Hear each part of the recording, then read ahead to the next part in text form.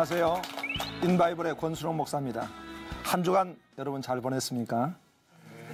오늘 우리가 이 시대에 정말 흔들리기 쉬운 마치 그네를 탄 그런 시대 같은 곳에 반석 같은 믿음의 사람, 비어스파크, 반석 위에 있는 자, 바로 베드로를 만나기 원합니다.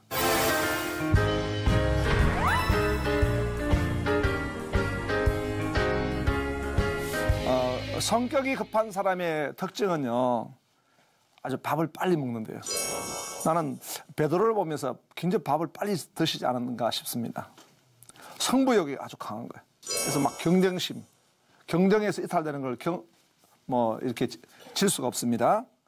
또 다른 사람의 시선을 아주 신경 씁니다. 다른 사람이 어떻게 생각할까? 예를 든다면 어떤 엄마가 이제 아이가 엄마한테 와가지고 자랑하는데, 엄마 나 오늘 100점 맞았다고. 100점. 그러니까 엄마가 하는 말이, 야, 네 친구는 어떻게 됐어? 다른 애는 어떻게 됐어? 이렇게 묻는 거. 그런 마음들은 보면은 항상 다른 사람의 어떤 시선을 신경 쓰는 의식하는 그런 마음이 아닌가 싶습니다. 그래서 성격 급한 사람들이 오늘 이 시대에 선호하는 식품이 바로 패스트푸드. 우리가 슬로우 시티에 살지 않고 패스트, 뭐든지 바쁘게, 빠르게 그렇게 살고 있습니다. 한 번은 내가 그 차를 타고 내가 전도사 때 어떤 우리 집을 가는데 택시 드라이버가 얼마나 막 급하게 차를 먼저 몰아요. 막 급하게 차를 몰아. 그래서 나는 두려워가지고 왜 이렇게 차를 빨리 모시나? 그렇게 묻지도 못하고 있는데 차를 막 몰고 갑자기 골목으로 들어가니까 깜짝 우리 집으로 가지 않고 골목인데 그 산자락이에요. 딱 내리더니 가서 오줌을 누시더라고요. 난 그걸 보면서 이 시대가 이렇구나. 다니엘서 12장의 예언된 말씀같이 지식과 속도가 다하더라. 속도 속에 우리가 살고 있구나, 이런 느낌을 받습니다. 그래서 이런 어떤 조급증들이 하나의 심리학 용어로도 소개되어질 수 있습니다. 조급증 여자 증후군이 있어요. 조급한 마음을 가지고 있는 엄마들입니다. 그 조급하기 때문에 그 조급한 마음이 결국 누구에게 전이가 됩니까? 남편에게 계속, 그래서 이제 바가지의 원인이 되는 것입니다. 계속 조급하니까. 또 자식에게도 그렇게 조급한 마음으로 말합니다. 내가 이제 교육 전문가들을 만나서 이야기를 나눠보면은 어린아이 때 가장 필요한 성품이 무엇인가를 이렇게 물어보니까 집중력이라 하더라고요. 뭘 한 가지 하더라도 집중력을 가져야 하지만 그 아이가 지적 발달이라든가 정서적 발달을 이룬대요. 근데 그 집중력을 파괴시키는 근본적인 원인이 조급증을 가지고 있는 엄마한테 있다는 거예요. 엄마가, 야, 너 공부해야지. 그러고, 야, 너 저거 좀 가져와. 그 가져오려고 하는 순간에, 야, 또 저거 해야지. 이렇게 하다 보니까 아이가 왔다 갔다 해서 정서가 불안해진다는 거예요. 그러니까 이 조급증이 전이를 주고 자기도 어렵게 만들고 다른 사람들도 어렵게 만드는 것입니다. 조급증은 정신적인 그 질병의 원인이 됩니다. 육체적인 질병의 원인도 되는 것입니다. 모든 것은 리듬이 있거든요. 생체 리듬이 있지 않습니까? 하나님이 창조하신 이 세계는 그런 리듬을 가지고 있습니다. 그런데 그 조급함들이 그 리듬을 파괴하게 되는 것입니다. 우리가 이 베드로를 우리가 만나면서 베드로가 참 그런 급한 마음을 가지고 있었던 분이 아닌가 싶습니다. 그런데 하나님이 그를 이제 빚으셔서 하나님의 형상의 모습으로 바꿔가게 하시고 성숙해 하는 모습을 우리가 볼 수가 있습니다. 오늘 여러분과 같이 만나는 사람은 바로 이 베드로.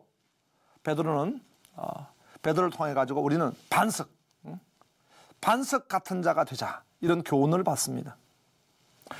베드로의 이름의 뜻은 원래 시몬이었죠. 시몬의 이름의 뜻은 듣고 있는 자. 또 어떤 데 보면은 갈대와 같은 그런 마음. 어떤 데는 주석 보면 그렇게 또 해석하게 돼요. 덜 참고 이렇게 해석하게 돼요. 어쨌든 시몬이라는 이름은 그렇게 내세울 만한 이름은 아닙니다. 그런데 주님이 네가 지금은 시몬이지만 장차 게바가 되리라. 개바라고 하는 것은 바로 베드로라는 말입니다. 반석 같은 사람이 될 것이다. 이렇게 말씀을 했습니다. 이 베드로는 보니까 형제 안드레에 의해 가지고 주님께 인도함을 받았습니다. 그러니까 누군가에 의해서 우리가 이끌림을 받는다는 것, 그것이 전도로 나타날 때 얼마나 그것이 큰 축복인가. 이끌어주고 또 이끌림을 받았을 때 그 이끌림과 또 이끌어주는 그 관계가 주님을 만나는 관계가 될 때 그것이 가장 큰 축복입니다. 예. 안드레에 의해서 베드로가 인도됐다는 거예요. 그리고 베드로는 제자로 부르심을 받았습니다. 제자로, 주님의 제자로. 그리고 보내심을 받은 자, 사도로 부르셨습니다. 부르시고 보내시고. 예. 여러분 오늘 교회가 어떻습니까? 교회는 바로 이 두 구조를 가지고 있습니다. 컴 스트럭처, 오는 구조. 교회는 모이는 곳이에요. 모이는 곳이에요. 그런데 오늘 이 시대가 포스트 모더니즘 시대가 되다 보니까 현대 후기 사회에는 개인주의가 발달해가지고 사람이 잘 안 모이는 거예요. 자기 중심으로 살아갑니다. 그래서 교회의 쇠퇴의 원인이 되는 것입니다. 교회는 모여야 하는 것입니다. 그리고 모이기만 해서는 안 되겠죠. 나아가야 합니다. 사도는 보내심을 받은 자인 것이고 사도성이 있어야 되는 거죠. 가서 너희는 세상의 소금이 되라. 가서 빛이 되라. 우리는 나가야 합니다. 그래서 세상을 변화시키고 변혁시키고 하나님 나라가 임할 수 있도록 섬기는 것이 바로 교회인 것입니다. 베드로가 받은 복은 먼저 부르심을 받은 복입니다.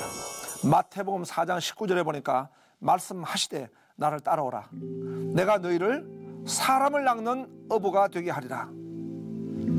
베드로는 가문 대대로 이 갈릴리 호수에서 고기 잡는 어부의 가정입니다. 고기를 잡는 것, 그것도 귀한 일일 것입니다. 생존의 수단으로서는 최고인 것이고 그 사람들의 삶에 가장 중요한 가치일 것입니다. 하지만은 고기를 낚는 어부 정도가 아니라 사람을 낚는 어부가 되라. 베드로가 얼마나 많은 하나님의 사람을 세웠습니까? 교회를 세웠습니까? 얼마나 위대한 하나님의 사람이 되었습니까? 우리 교회는 올해 표가 주님 안에서 위대함을 경험하는 교회와 성도입니다. 주님 안에 있는 이 엄청난 그 진리와 그 놀라운 그 하나님의 영광을 경험할 수 있는 것이 바로 성도의 축복인 줄로 믿습니다. 그 위대함 속에 뭐가 있었어요? 고기를 낚는 어부가 아니라 사람을 낚는 어부가 됐다는 거예요. 하나님의 그 관심은 사람에게 있습니다. 한 영혼을 천하보다 귀히 여기시는 겁니다. 그 사람에 대한 관심, 사람에 대한 사랑이 없으셨다면 오늘 우리가 이 자리에 있겠습니까? 하나님이 그 사랑을 가지시고 우리를 불러주셨고 우리를 이제는 사람을 낚는 업으로 세워주신 줄로 믿습니다. 예. 물론 우리가 여러 달란트를 가지고 있고 여러 직업을 가지고 있습니다. 그 직업도 하나님 주신 직업입니다. 귀합니다. 그러나 이 지상의 명령, 선교의 명령을 감당하지 않는 직업은요, 그것은 세속적 가치만 충실한 거예요. 너희는 먼저 그의 나라와 의를 구하라 하지 않았습니까? 우리 조선에 처음 이제 들어온 선교사님들이 있는데요. 뭐 언더우드라든가 아펜젤라라든가 이런 위대한 선교사들이 들어왔습니다. 근데 그분들을 조선에서는 누구로 알았습니까? 의사로 알았습니다. 근데 그분들은 의사가 아니라 사실은 선교사님들이에요. 그분들이 조선에 선교사로 섬기기 위해서 의학을 공부한 것입니다. 그래서 의사로 왔지만 사실은 선교사님들이에요. 얼마나 위대합니까? 의술을 통해 가지고 사람을 치료하는 것도 꼭 필요하지만은 복음이야말로 영혼을 살리고 민족을 살리고 열방을 살리는 것입니다. 사람을 낚는 어부가 되라. 그 다음에 반석이 되는 복입니다. 요한복음 1장 42절에 보니까 데리고 예수께로 오니 예수께서 보시고 이르시되 네가 요한의 아들 시몬이니 장차 게바하라 하시니라. 게바는 번역하면 베드로라. 처음은 시몬입니다. 아까 전에 이야기한 것 같이 덜 참고 바람이 나는 갈대. 그런 연약한 존재였지만은 주님은 그런 현재를 보시는 것이 아니라 미래를 보시는 거예요. 미래에 이렇게 위대한 사람이 될 것이다라는 거예요. 얼마나 감사합니까? 그 다음에 이제 베드로의 복은 무엇이냐? 신앙 고백의 복입니다. 주님 물으셨습니다. 사람들이 나를 누구로 하느냐? 예, 주님은 뭐 엘리야라 하기도 하고 에레미야 하기도 하고 너희는 나를 누구로 하냐? 그때 베드로가 말했습니다. 주는 그러시오. 살아계신 하나님의 아들입니다. 라고 한 것은 바로 신앙의 고백입니다. 그 신앙의 고백이 발전해가지고 오늘 사도신경이 된 것입니다. 주는 그리스도시여 살아계신 하나님의 아들입니다. 라고 했던 신앙 고백을 했는데 예수님 뭐라 그러셨습니까? 바요나 시몬아 네가 복이 있도다. 이를 알게 한 이는 바로 하나님 아버지신다. 우리는 복이라 하면은 잘 되는 거, 성공하는 거, 일반적으로 그걸 복이라 하는데 주님 말씀하신 복은요, 신앙 고백을 하는 그게 복이라는 거예요. 주님은 그러시오 살아계신 하나님의 아들입니다라고 하는 신앙 고백을 아무나 할 수 없는 거예요. 그 신앙 고백을 했을 때에 주님이 어떤 또 복을 주셨습니까? 네 신앙 고백 위에, 내 반석이라는 것은 네 신앙 고백 위에 교회를 세우리니 엄부의 권세가 이기지 못하리라 그랬습니다. 여러분, 신앙 고백의 복을 받은 사람은 그 위에 교회가 세워진 거예요. 우리 한 사람 한 사람이 교회를 이룬 거예요. 그건 뭐냐? 신앙 고백을 할 때, 신앙 고백을 했더니 바로 교회를 세워주셨는데 엄부의 권세, 사탄의 권세, 지옥의 권세가 이기지 못한다는 거예요. 이 신앙 고백이 얼마나 축복입니까? 그리고 또 복을 주시겠다는 거예요. 천국 열쇠를 주시겠다는 거예요. 네가 땅에서 매면 하늘도 매이고 땅에서 풀면 하늘도 풀리겠다는 거예요. 천국 열쇠의 이 복은요, 두 가지입니다. 하나는 기도의 축복입니다. 우리가 땅에서 기도할 때 어둠의 세력이 묶여질 줄로 믿습니다. 우리가 기도할 때 하늘문이 열리게 될 줄로 믿습니다. 이것이 바로 천국 열쇠의 복이에요. 또 하나의 복은 뭐냐 하니까 전도의 복입니다. 내가 천국 열쇠를 받은 사람으로서 복음을 전가할 때 복음의 문이 열리게 되는 것입니다. 이것이 얼마나 큰 축복입니까? 나로 말미암아 다른 사람이 예수님을 만나게 되고 또 하나님을 만나게 되었으니까 이것이 얼마나 큰 축복입니까? 축복의 통로인 것입니다. 베드로와 스크립처, 성경 한번 살펴봅니다. 베드로는 말씀을 의지한 사람이었습니다. 그것을 우리가 계시 의존적 믿음을 가졌다는 것입니다. 하나님의 말씀을 의지하는 거예요. 누가복음 5장 5절에 보니까 시몬이 대답하여 이르되 선생님 우리들이 밤이 새도록 수고하였을 때 잡은 것이 없지만은 말씀에 의지하여 내가 그물을 내리이다. 베드로는 갈릴리의 어부 전문가입니다. 고기는 훤히 압니다. 그러나 밤이 새도록 그물을 던졌지만은 고기를 잡지 못했습니다. 그 베드로에게 주님이 오셔가지고 깊은 데로 가서 그물을 던져라, 깊은 데로 가서 그물을 던져라는 말씀은 바로 주님의 레마의 음성이었습니다. 베드로가 그 말씀에 의지했다는 겁니다. 나는 잘 모르지만 그 말씀에 의지해서 내가 간다는 것입니다. 나중에 베드로가 주님을 3번 부인하고 도망갔습니다. 그래도 도망을 잘 갔습니다. 어디로 갔는가? 갈릴리로 갔기 때문에 쉽게 주님이 찾으신 것 같아요. 물론 주님이 못 찾으실 리가 없겠지만은 그 갈릴리에 가셔가지고 예수님이 나타나셔가지고 딱 오셨어요. 그러니까 그 배에 있던 베드로가 부활하신 주님이 오니까 확 물에 뛰어내리잖아요. 뛰어내려가지고 베드로는 이제 급한 분이니까 항상 물에 잘 뛰어내려요. 베드로는 다이빙 선수가 됐을 것 같아요. 그게 막 뛰어내리더래요. 주님이 오시다고 막 뛰어가잖아요. 나는 그 장면을 영화화한다면 슬로우 비디오로 잡을 것 같아요. 쫙 물속으로 뛰어들어가는 베드로의 모습.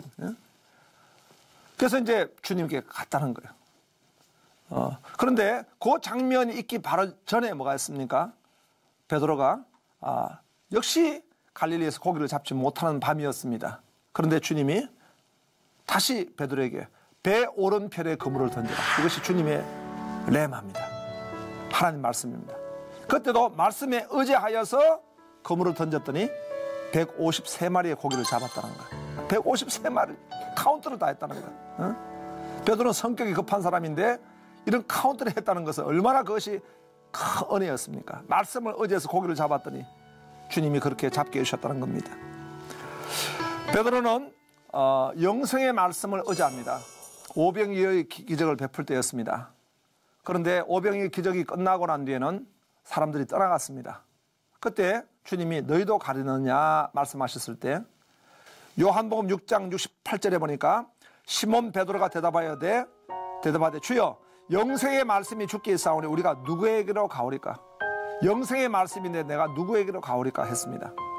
하나님 말씀을 의지한 것입니다. 베드로는 보니까 말씀에 대해서 이제 불행하게도 나중에 말씀을 부인한 자리에 갑니다. 예수님이 십자가에 오르실 때에 베드로는 어떻게 했습니까? 그 전날 밤에 부인합니다.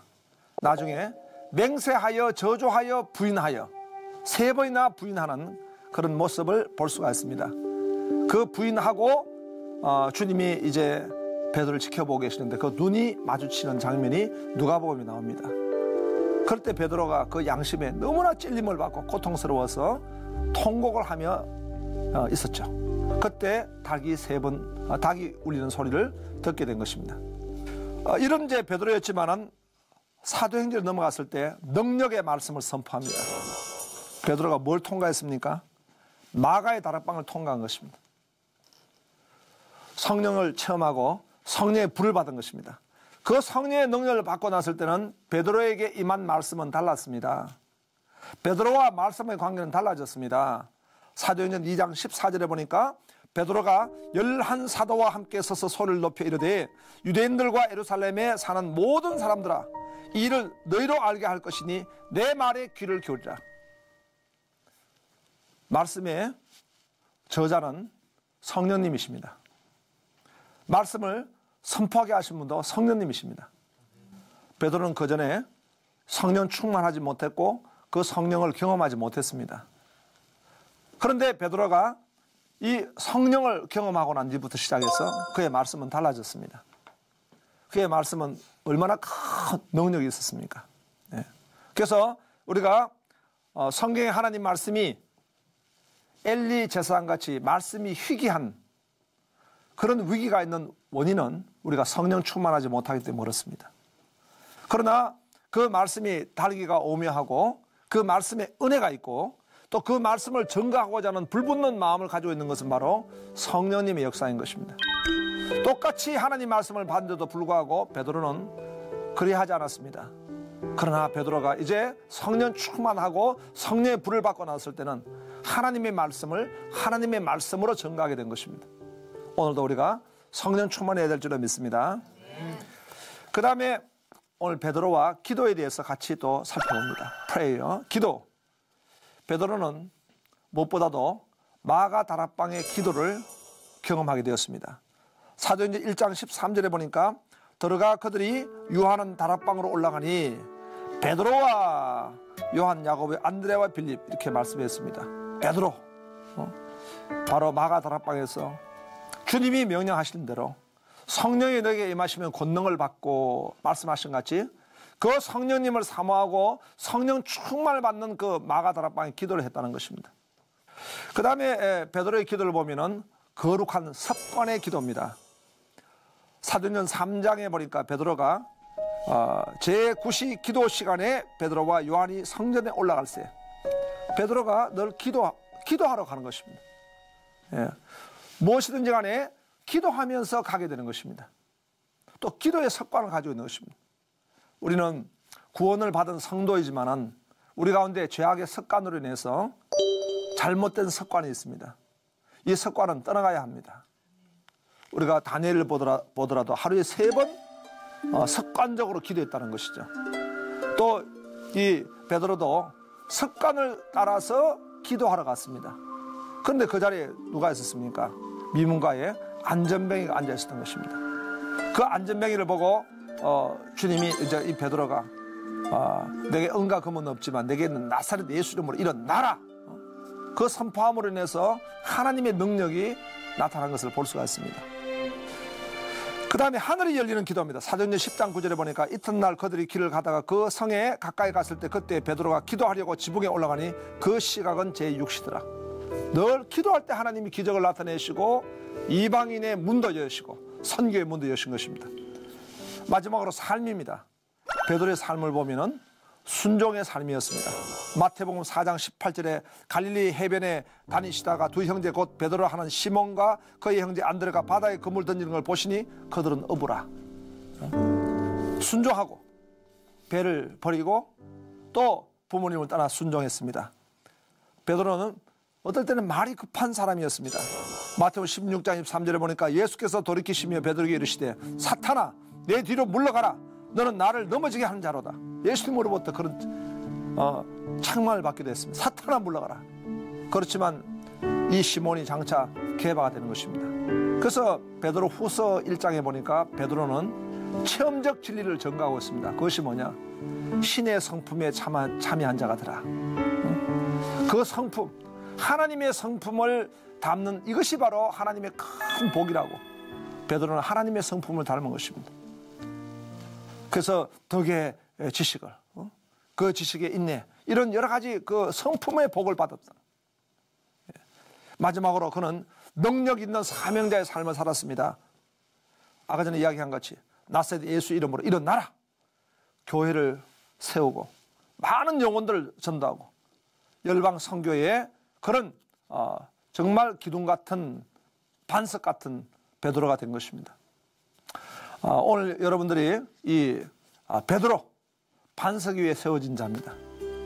우리도 이 베드로 같이 분명한 신앙 고백 그리고 성령 충만을 받아가지고 내 반석 위에 교회를 세우리니 우리 위에 교회를 세우는 교회를 섬기고 또 교회를 이루어 나가는 그런 축복이 여러분 가운데 있기를 축원합니다.